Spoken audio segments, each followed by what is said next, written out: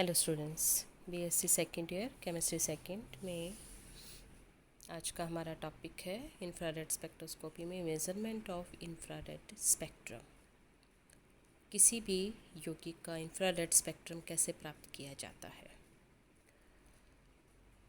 तो किसी प्रकार की स्पेक्ट्रोस्कोपी के किसी भी फील्ड की जब स्टडी करनी होती है तो उसके लिए एक विशेष उपकरण काम में लिया जाता है जिसे स्पेक्ट्रोफोटोमीटर कहा जाता है। अल्ट्रा वायलेट स्पेक्ट्रोस्कोपी की स्टडी के लिए जो उपकरण काम में लेते हैं वो अल्ट्रा वायलेट स्पेक्ट्रोफोटोमीटर कहलाता है, क्योंकि उसमें अल्ट्रा वायलेट रीजन की रेडिएशन क्रिएट होती हैं और वही यौगिक के द्वारा उन्हें ऑब्जर्व करके और स्पेक्ट्रम प्राप्त होता है। इंफ्रारेड स्पेक्ट्रम प्राप्त करने के लिए जो उपकरण काम में लिया जाता है वो इंफ्रारेड स्पेक्ट्रोफोटोमीटर काम में लिया जाता है। अब क्योंकि जो प्रत्येक यौगिक है वो इंफ्रारेड स्पेक्ट्रम देता है और उसके इंफ्रारेड स्पेक्ट्रम को प्राप्त करने के लिए उसका शुद्ध रूप में लिए जाने का ही प्रयास होता है। अब स्पेक्ट्रोफोटोमीटर का यहाँ पर एक सरल रेखा चित्र दर्शाया गया है। तो इसमें आप ये देख रहे हैं कि इस स्पेक्ट्रोफोटोमीटर में कौन कौन से पार्ट्स होते हैं और उनका क्या फंक्शन होता है। तो सबसे पहले आप इधर देखें तो ये है सोर्स ऑफ रेडिएशन, जो कि बीम एटीन्यूएटर, जो कि जिसको क्या कहते हैं, किरण पुंज का संकीर्ण कारक, जो किसी भी रेडिएशन लाइट को उसको मोनोक्रोमेटिक रेडिएशन में कन्वर्ट कर देता है। और जो जुड़ा होता है सैंपल ट्यूब और रेफरेंस ट्यूब से, जिसमें जिस भी कंपाउंड का इंफ्रारेड स्पेक्ट्रम प्राप्त करना हो वो सैंपल ट्यूब में रखा जाता है।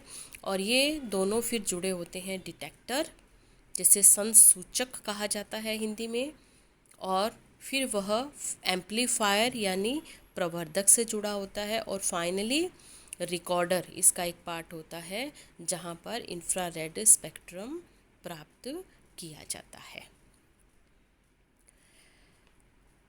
अब रेडिएशन सोर्स से रेडिएशन क्रिएट होती है जो मोनोक्रोमेटिक लाइट में कन्वर्ट करके सैंपल और रेफरेंस ट्यूब से होते हुए डिटेक्टर पे पहुंचती है। अब सैंपल ट्यूब में उस यौगिक के द्वारा इंफ्रारेड स्पेक्ट्रम का कुछ पार्ट एब्जॉर्ब कर लिया जाता है, और जो ट्रांसमिटेड रेडिएशन होते हैं वो डिटेक्टर पर जाके वो उन्हें डिटेक्ट करता है, और फिर एम्पलीफायर के थ्रू होते हुए फाइनली रिकॉर्डर पर इंफ्रारेड स्पेक्ट्रम प्राप्त हो जाता है, जिससे उस यौगिक जिसकी स्टडी कर रहे हैं, जिसकी संरचनात्मक स्टडी कर रहे होते हैं कि उसमें किस प्रकार का फंक्शनल ग्रुप उसके अंदर उपस्थित है, किस प्रकार की उसमें बॉन्डिंग उपस्थित है।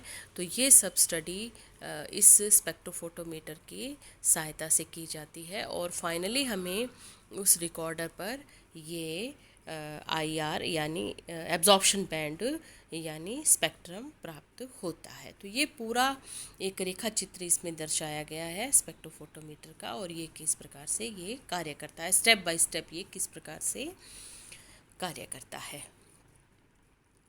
अब रेडिएशन सोर्स के लिए कौन से कंपाउंड को काम में लिया जाता है, तो इसमें दो मुख्य रूप से कंपाउंड जो है वो काम, एक जिसे ग्लोबार कहा जाता है, दूसरा है निरनेस्ट फिलामेंट।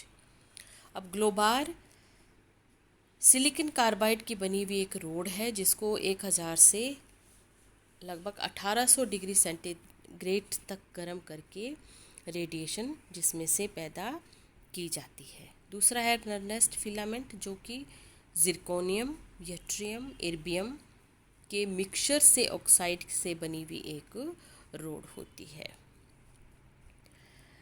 तो जैसा कि मैटर कोई भी यौगिक होता है वो 3 अवस्था में पाया जाता है, ठोस, द्रव और गैस।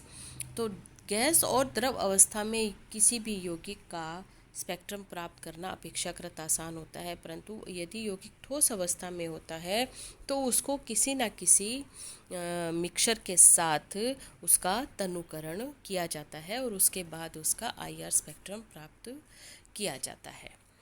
तो इस मिक्सचर को ठोस पदार्थ के लिए दो इसमें विधियां काम में ली जाती हैं। पहला है नुजोल मल मेथड और सेकंड है एल्कली हैलाइड पैलेट्स मेथड। अब नुजोल मल मेथड में बनाने के लिए 1 बूंद नुजोल में लगभग 5 मिलीग्राम पदार्थ लेकर और उसको बहुत अच्छे से पीस कर एक पेस्ट बना लेते हैं। अब नुजोल क्या होते हैं? उच्च परमाणु भार वाले पैराफिन्स का मिक्सचर होते हैं, तो जो कि 3 अलग अलग एब्जॉर्प्शन बैंड देते हैं। 3 एब्जॉर्प्शन बैंड तो देते हैं ये 3030 से 2860 सेंटीमीटर इनवर्स, जो कि CH स्ट्रेचिंग है, और एक एब्जॉर्प्शन बैंड देते हैं 1460 सेंटीमीटर इनवर्स पर, जो कि CH बेंडिंग वाइब्रेशन के कारण जो है वो एब्जॉर्प्शन बैंड प्राप्त होता है। तो यदि नुजोल में पदार्थ का स्पेक्ट्रम लिया जाए तो ये जो क्षेत्र हैं इनमें पदार्थ के बारे में कोई सूचना प्राप्त नहीं होती है। इसलिए जब किसी पदार्थ के हमें स्ट्रक्चरल स्टडी करनी होती है, संरचनात्मक अध्ययन किया जाता है, तो डिपेंड करता है उस यौगिक की प्रकृति पर, उसके केमिकल किस प्रकार की उसके अंदर बॉन्डिंग है उस पर। तो नुजोल मल मेथड। सेकंड है एल्कली हैलाइड पैलेट्स मेथड। इसमें जो पोटेशियम ब्रोमाइड और potassium chloride alkali halide pellets काम में ली जाती हैं। इसमें क्या किया जाता है कि 1 से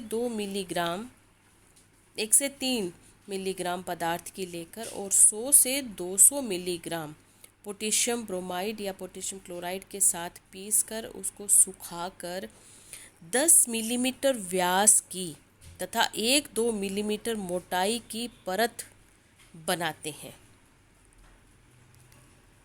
तो ये जो पोटेशियम ब्रोमाइड है ये 4000 से 667 सेंटीमीटर इनवर्स क्षेत्र में आईआर विकिरण को अवशोषित नहीं करता। इस रीजन में ये इंफ्रारेड रेडिएशन का एब्जॉर्प्शन नहीं करता है, जिसके कारण किसी भी कार्बनिक यौगिक का पूर्ण स्पेक्ट्रम प्राप्त करना आसान हो जाता है, प्राप्त कर सकते हैं।